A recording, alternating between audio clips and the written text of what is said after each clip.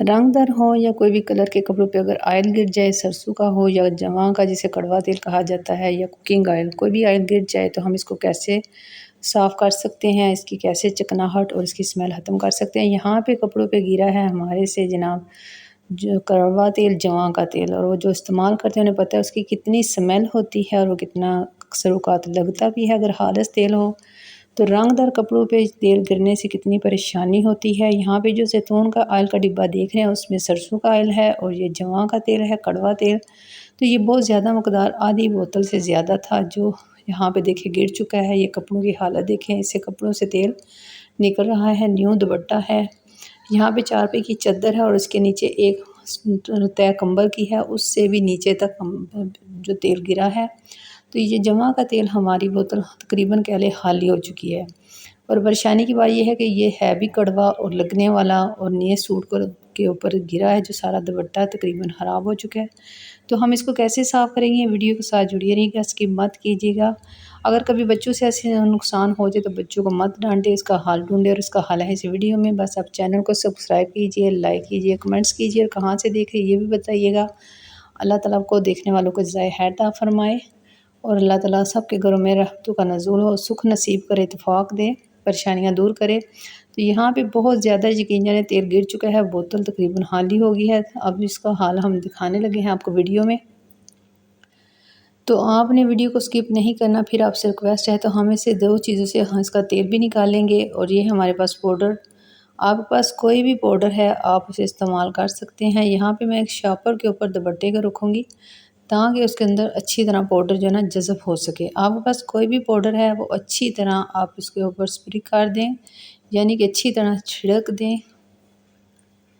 मैं यहाँ पे काफ़ी ज़्यादा मकदार में पाउडर छिड़कूँगी क्योंकि एक तो दुपट्टा न्यू है, रेशमी है और दूसरा इसके अंदर काफ़ी से ज़्यादा जज़ब हो चुका है क्योंकि इसको वॉश तो बिल्कुल नहीं अभी करना, क्योंकि इसके ऊपर जितना ज़्यादा पाउडर डालूँगी वो कम है और इसलिए मैं इस शापर के ऊपर अच्छी तरह इस पाउडर को डालूँगी। पाउडर आपके पास कोई भी है आप उसको अच्छी तरह डालें। आप देख सकते हैं कि जो लेस का कलर दूसरे पल्लू का कितना है और ये कितना डार्क है। ये आपको बार बार इसलिए दिखाया जा रहा है कि काफ़ी ज़्यादा देख के दुख भी हो रहा है और परेशानी भी हो रही है और वक़्त का भी ज़्या हो रहा है। तो वो देखो ऑरेंज कलर ड्राई खुशक और यहाँ पे ये तर है, तो इस पर हमने बहुत ज़्यादा जो है ना पाउडर डालना है, ज़रूरत से ज़्यादा। तो ये मेरे पास पॉन्ड्स वालों के, आपके पास कोई भी पाउडर है आप इसको अच्छी तरह छिड़कें। शापर के ऊपर इस तरह छिड़कने का फ़ायदा ये होगा कि ये पाउडर मज़ीद ज़ाया नहीं होगा और सारा दुपट्टे के अंदर ही, इसके लैस के अंदर ही जज़ब होगा। और इसको लगा के मैं इसको थोड़ी देर के लिए रखने के बाद इसको धो में डाल दूँगी। और जब आपने इसको धोना है तो इसमें एक और चीज़ ऐड करनी है, वो इंशाल्लाह आपको आगे बताते हैं। वीडियो कैसी लगी ज़रूर बताइएगा, इस्लाह भी कीजिएगा, अच्छे मशवरे भी दीजिएगा। तो यहाँ पे मैं इसको एक हाथ से वीडियो बनाते हुए थोड़ी सी दिक्कत हो रही है, इसके शापर के अंदर ही इसको डाल दूँगी ताकि इसका पाउडर सारा जज़ब हो सके इसमें। और इसको 2-3 घंटे रखने के बाद फिर हम इसको वॉश करेंगे, लेकिन अब वॉश हमने कैसे करना है ये वीडियो में बताएंगे। अभी तो हमने चारपे की चद्दर का कुछ करना है और उसके नीचे जो कंबल है उसको भी। तो यहाँ भी मैं कुछ पाउडर डाल रही हूँ क्योंकि जवां का तेल का जो कड़वा होता है वो शदीद किस्म का लगता है। अगर सारा कपड़े वैसे भी धोएंगे तो उसके अंदर स्मेल भी रहेगी और मे भी कि बच्चे इससे डिस्टर्ब हों। तो यहाँ पे सारा मैंने तेल डाल के ऊपर पाउडर जो है ना डाल दिया है। दुपट्टे के भी ऊपर देख लें अच्छी तरह रब हो चुका है, इसके ऊपर सारा जज़ब हो रहा है पाउडर के अंदर। तो चद्दर के ऊपर भी डाल दिया है। अब मैं आगे आपको बताने लगी हूँ।